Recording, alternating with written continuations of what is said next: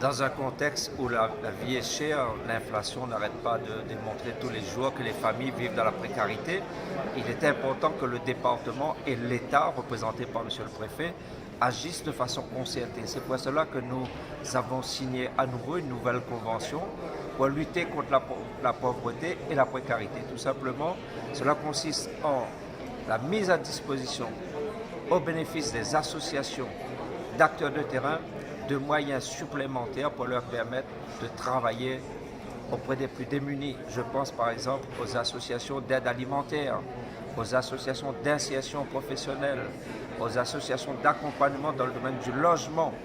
Et bien quand nous constatons des situations difficiles, les moyens sont là, les acteurs sont mobilisés et on va au plus près des familles.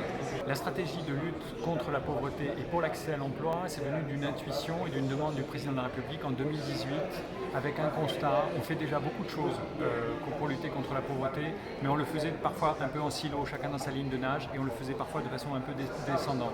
Ce que le président de la République a demandé, c'est que dans chaque territoire, chaque président de conseil départemental puisse travailler avec l'État, avec la CAF, avec Pôle emploi, avec le tissu associatif, pour définir des actions adaptées au territoire. Voilà, c'est ça la stratégie.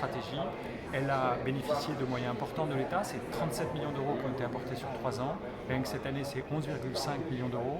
Mais ça permet surtout de faire quelque chose d'intelligent pour les publics. C'est ce qu'on a vu ce matin, c'est-à-dire ne pas imaginer qu'il y a des solutions toutes faites, travailler avec les partenaires associatifs, soutenir ce qui marche, corriger quand ça ne marche pas, évaluer.